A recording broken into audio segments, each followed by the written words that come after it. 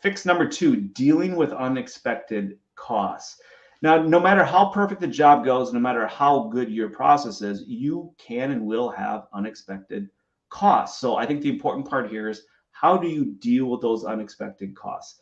Number one, I've done it both ways. I've done it where you sign the contract, you give people an allowance, they go out and make selections.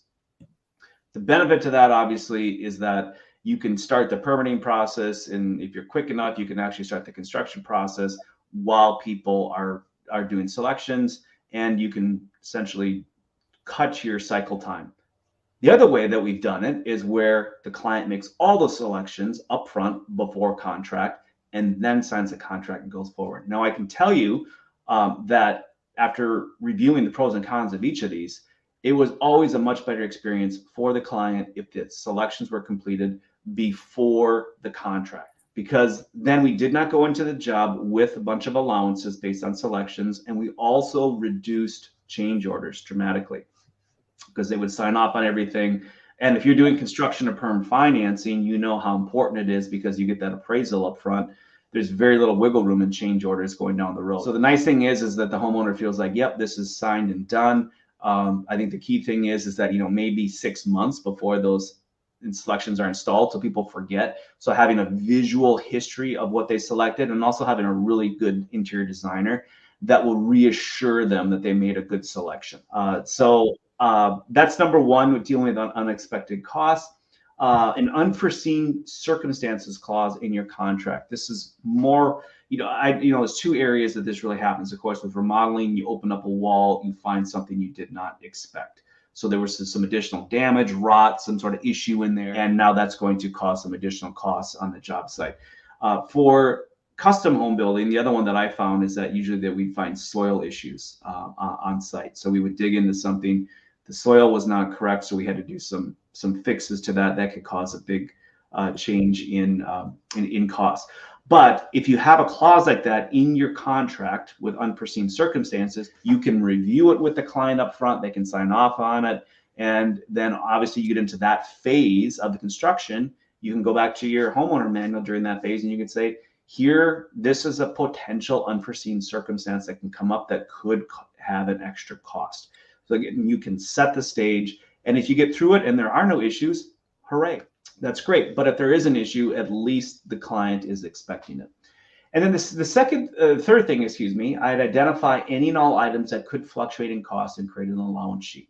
Now, this goes back to supply chain issues right now. Typically, things that have been fixed in price are no longer fixed in price, and there's a long order time. So what you think the cost might be when you order is different from when you actually receive the order. So these are just a simple, I need to identify all the costs for these in an allowance, make sure that contractually it tells the client these things could fluctuate, and as the costs are realized, I need to again go in and recap that allowance sheet. So Diana, what are your thoughts there with unexpected costs? Here I can share from my experience. I had an interesting situation. So I work with some stone providers, and they offered me the price with plus 35% extra to cover the unexpected costs, and saying that you will pay the first payment, and then we will see what will appear on the job, and then at the end they said you will pay. We'll assume less than 20% extra. So they had the unexpected costs already included in the contract, and then the final. First, I said, "Oh, that's a lot of money," but when the final invoice came, I was happy because my mind thought that I was paying less, because they said, "Oh, we estimated 35%, but there were no extra costs." So, and then they even reduced with 5% some of the materials, and I said, "You will pay less than 40%." So wow. it was a playful game around that. So initially I thought, oh, that's a lot. Why? How come that I'm paying 35%?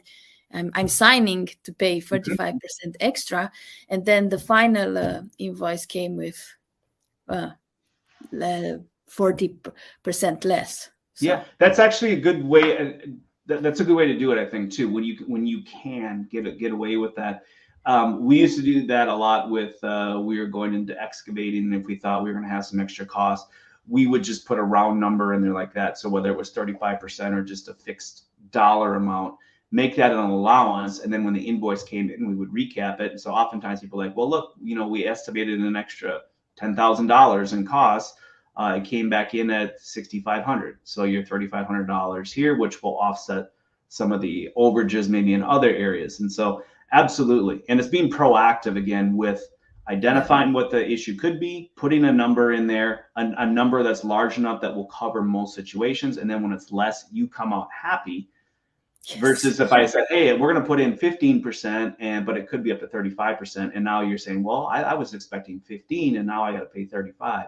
Well, I want the opposite. So that's a good, that's very smart. It's like when you tell somebody how much more could it be, instead of giving them a small number first, you give them the big number first. So how much more could it be? Well, it could be as much as $10,000. It could be as little as $6,000. You oftentimes remember the first number you hear.